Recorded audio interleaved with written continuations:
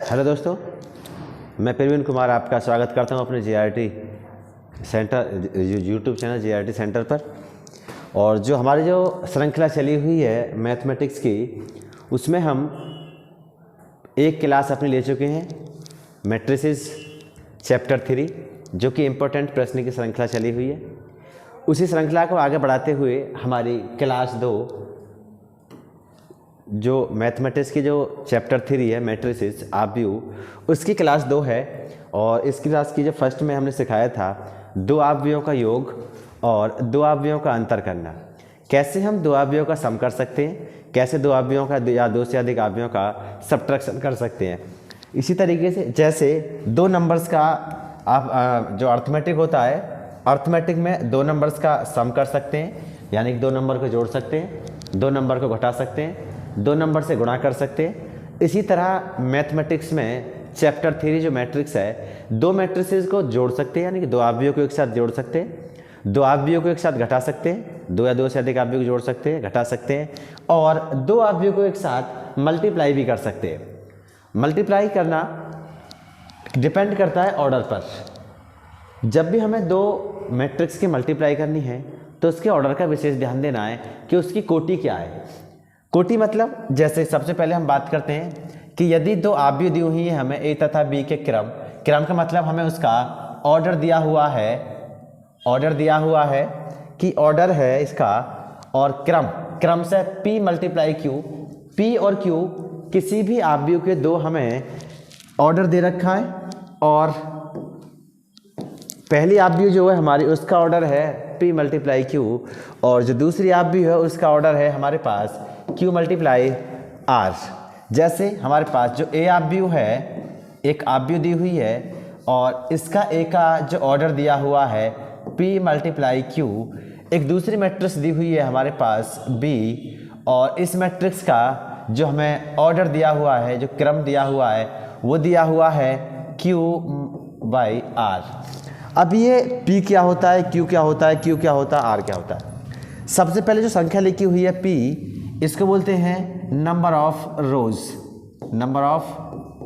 रोज, यानी जितनी हमारे पास पंक्तियां हैं, पंक्तियों की संख्या। और जो हमारे पास q लिखा हुआ है, इसका मतलब है number of columns, number of rose and number of columns. सबसे पहले हमें जितनी पंक्तियां दी हुई हैं उन पंक्तियों की संख्या लिखनी होगी, फिर क्रॉस, उसके बाद हमें कॉलम्स यानी कि स्तंभों की संख्या लिखनी होगी। जैसे अगर इस आव्यूह के अंदर देखी जाए तो एक पंक्ति, दूसरी पंक्ति, तीसरी पंक्ति, यानी कि इसमें 3 रोज हैं, 3 रो दी हुई हैं, R1, R2 और R3 रोज हैं, तो उनको R1 R2 से डिनोटेट किया गया है। इसी तरीके से अगर कॉलम दिए हुए हैं, एक कॉलम ये हो गया, दूसरा कॉलम ये हो गया, तीसरा कॉलम ये हो गया, 3 कॉलम हो गए, तो फर्स्ट कॉलम को C1, सेकंड कॉलम को C2 और थर्ड कॉलम को C3, इनको कहते हैं कॉलम और स्तंभ। तो सबसे पहले लिखते हैं पंक्तियों की संख्या। तो कितनी पंक्ति हैं, 1 2 3, इसमें 3 पंक्ति यानी कि 3 रो दी हुई हैं, यानी कि इसमें हमें कितनी रो दी हुई है, 3 रो दी हुई हैं।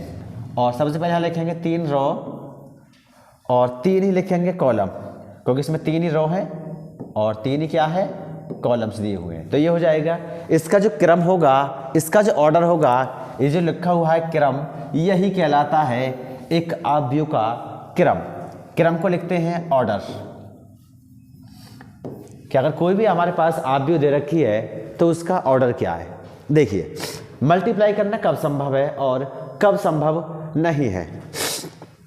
जो हमारे पास पहली आव्यूह दी हुई है उनमें स्तंभों की संख्या दूसरी जो आव्यूह दी हुई है उसमें पंक्तियों की संख्या के बराबर होनी चाहिए, तभी हम दो मैट्रिसेस का मल्टीप्लिकेशन कर सकते हैं, दो आव्यूहों का गुणा कर सकते हैं।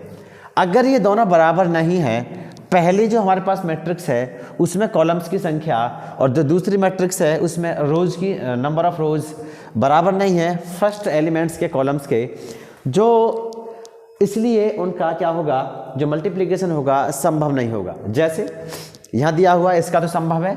संभव क्यों है कि इसमें जितने कॉलम्स की संख्या है उतनी इसमें पंक्तियों की संख्या है, ये हमेशा बराबर होनी चाहिए। तो अगर हम ए बी से जो मल्टीप्लाई करेंगे उसका जो हमारे पास ऑर्डर आएगा, उसका जो हमारे पास क्रम आएगा, जो कोटि आएगी वो क्या आएगी, जो हमारे पास एलिमेंट्स बच गए, यहाँ क्या बच गया P और यहाँ क्या बच गया R, तो इसका हो जाएगा P बाई R। तो इसका हो जाएगा P बाई R, इसका मतलब इसका फर्स्ट ऑप्शन सही होगा। इसी तरीके से एक और प्रश्न देखेंगे यहीं से, जैसे हमारे पास एक मैट्रिक्स दी हुई है, अगर इस मैट्रिक्स का जो क्रम है, इसका जो ऑर्डर है वो है 2/3 A, हमें इसे किसी दूसरी मैट्रिक्स से मल्टीप्लाई कराना है, वो है हमारे पास B और जो उसका ऑर्डर है वो है 2/4। तो अगर हम A और B से मल्टीप्लाई करेंगे, जो नया मैट्रिक्स बन के आएगा मल्टीप्लाई करने के बाद क्या आएगा AB, एक नया मैट्रिक्स होगा। ये जो नया मैट्रिक्स होगा, जो नया आव्यूह होगा, इसका ऑर्डर क्या होगा, इसका ऑर्डर यानी कि जितने इसमें पंक्ति हैं उतने इसमें, जितने इसमें कॉलम हैं उतने इसमें रोज होनी चाहिए, जितने इसमें पंक्तियों की स्तंभों की संख्या है उतनी ही दूसरे में पंक्तियों की संख्या होनी चाहिए। उसके अलावा जो नंबर्स बचेंगे वो ए बी का ऑर्डर कहलाएगा, कोटि कहलाएगा। यहाँ क्या बच गया 2, तो इसका 2 आ जाएगा, और यहाँ क्या बच गया 4, तो यहाँ जाएगा 4। जो ए और बी से मल्टीप्लाई करेंगे, मल्टीप्लाई करने के बाद जो हमारे पास ए बी का जो ऑर्डर होगा वो आ जाएगा 2/4। तो इस तरीके से एक प्रश्न ऑर्डर से आ सकता है, जैसे कि आया हुआ भी है पिछले एग्जाम्स में, जो हमने जो अभी पिछला क्वेश्चन कराया है इससे पहले,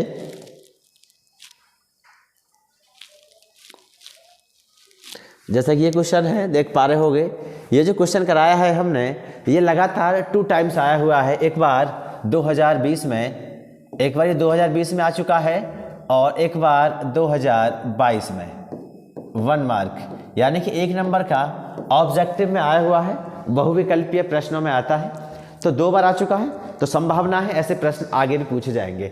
हमारी क्लास में जितने भी प्रश्न होंगे वो सारे मोस्ट इंपॉर्टेंट होंगे, जो बोर्ड एग्जाम जो 2023 के लिए क्लास बनाई जा रही है, 2023 के लिए मोस्ट इंपॉर्टेंट प्रश्न की बनाई जा रही है। तो देखिए इसके बाद सेकंड प्रश्न है हमारा, अब कैसे मल्टीप्लाई करेंगे 2 मैट्रिसेस का, मल्टीप्लिकेशन ऑफ मैट्रिक्स, यानी कि 2 मैट्रिक्स से हम कैसे मल्टीप्लाई कर सकते हैं, 2 आव्यूहों का कैसे गुणा कर सकते हैं। देखिए फर्स्ट क्वेश्चन दिया हुआ है, क्या हमें क्या किया गया है, हमें दिया गया है a बराबर 6 9 2 3, b बराबर दिया हुआ है 2 6 0 7 9 8। क्वेश्चन में कहा गया है कि find the value of a b, यानी कि हमें क्या निकालना है, हमें a b निकालना है। a b का मतलब a और b से मल्टीप्लाई करनी है। अब मल्टीप्लाई कैसे होगी, जैसे अब से पहले हमारी जो क्लास थी फर्स्ट क्लास, ये हमारी क्लास सेकंड है। फर्स्ट क्लास में हम ये करा चुके हैं कि 2 आव्यूहों को कैसे जोड़ना होता है, कैसे घटाना होता है। जब भी हमें कभी 2 आव्यूह जोड़नी होती हैं तो उनके ऑर्डर सेम होने चाहिए, दोनों मैट्रिक्स के, दोनों आव्यूह के, तो जोड़ सकते हैं और घटा भी सकते हैं। लेकिन गुणन में ऐसा नहीं है।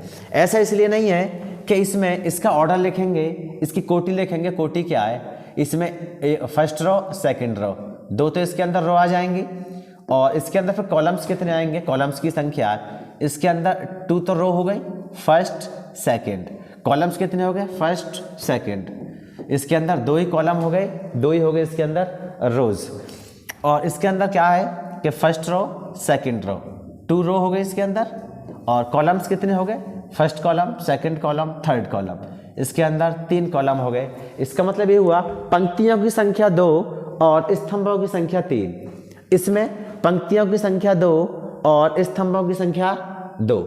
इसका मतलब ये हुआ सबसे केस में इसका ऑर्डर ये है और इसका ऑर्डर ये है। सबसे पहले हमें ये देखना है कि जो पहली मैट्रिक्स दी हुई है उसमें स्तंभों की संख्या, जो भी हमारे पास स्तंभ दिए हुए हैं, स्तंभों की संख्या,